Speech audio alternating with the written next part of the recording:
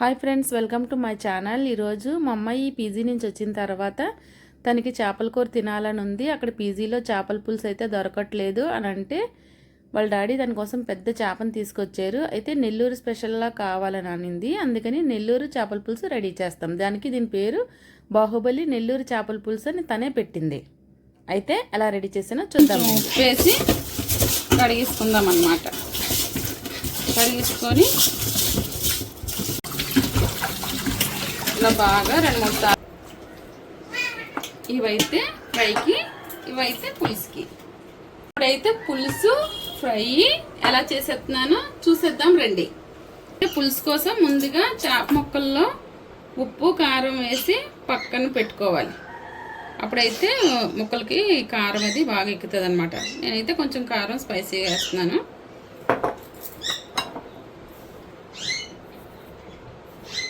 Salt అయితే కొంచెం తక్కువ వేసుకోవచ్చు. ఇలా కలిపేసుకొని మూత పెట్టుకొని పక్కన పెట్టుకొని ఉంచుకోవాలి.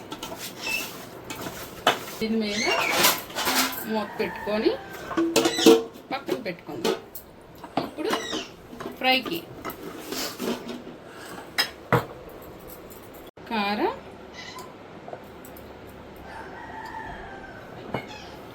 కొంచెం సాల్ట్ వేసుకొని కలుపుకోవాలి.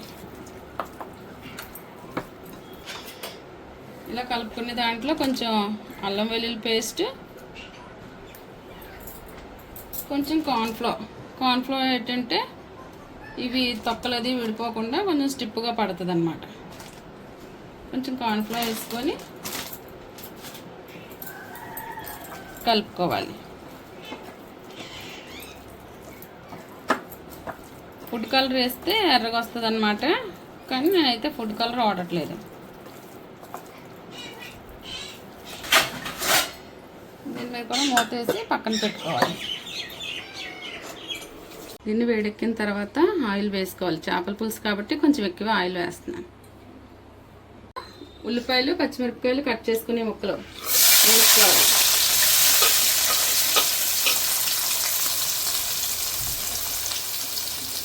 బాగా ఎర్రగా గోల్డెన్ రంగు వచ్చినంత వరకు వేపుకోవాలి మూత పెట్టుకొని.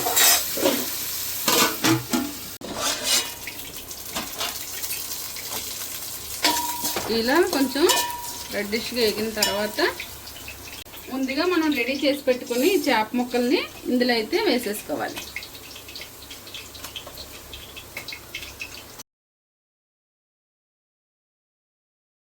వేడెక్కిన తర్వాత ఆయిల్ వేసుకొని ఫ్రైకి అయితే నూనె వేడి చేసేస్తున్నాను అనమాట. రెండు ఒకసారి అయిపోతాయి.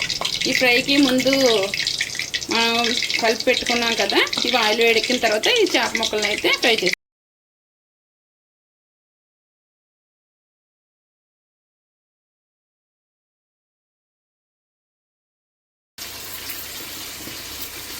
ఇప్పుడైతే ఈ చేప ముక్కలు కొంచెం వేగిన తర్వాత వాటర్ వేసుకోవాలి.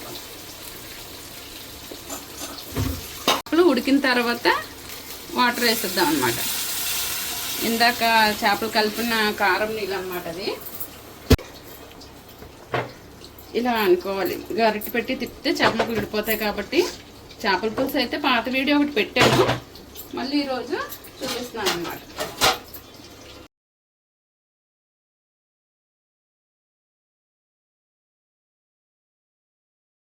ఇప్పుడైతే ఈ చేప ముక్కల్లో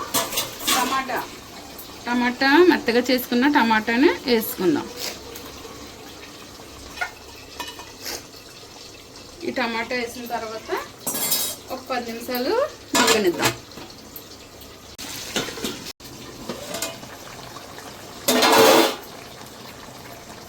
ఇప్పుడు ఇలా దగ్గరికి అయిన తర్వాత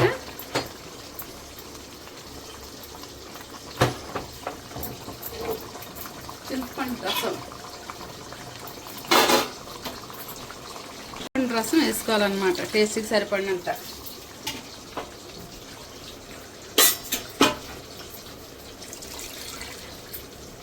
20 పీసెస్ ఫిష్కి 2 కప్పుల చింతపండు రసం. ఇలాగా కలుపుకొని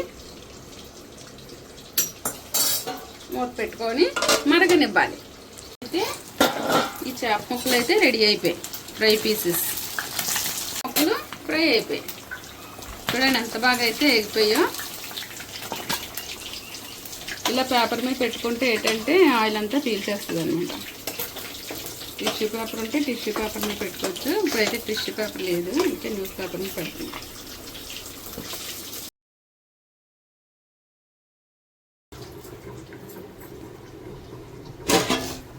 మామిడికాయ ముక్కలు వేస్తున్నాను అనమాట. నెల్లూరు చేపల పులుసులోకి మామిడికాయ ముక్కలే. నెల్లూరు బాహుబలి చేపల పులుసు. ఇప్పుడైతే నెల్లూరు బాహుబలి చేపల పులుసులోకి మామిడికాయ ముక్కలు అనమాట. ఇప్పుడైతే కొన్ని మామిడికాయ ముక్కలు వేస్తున్నాను అనమాట. మామిడికాయ ముక్కలు వేసి పెట్టి మరగ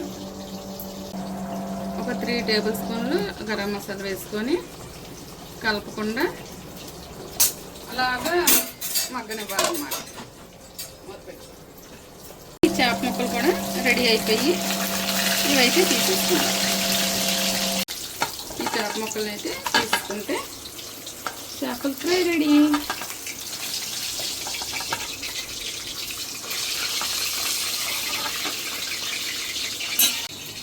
చేపల ఫ్రై రెడీ.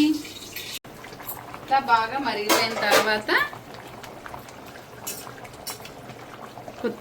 పైన కొత్తిమీర వేసేసుకొని స్టవ్ ఆఫ్ చేసుకుంటే ఎంతో టేస్టీ బాహుబలి నెల్లూరు చేపల పులుసు రెడీ.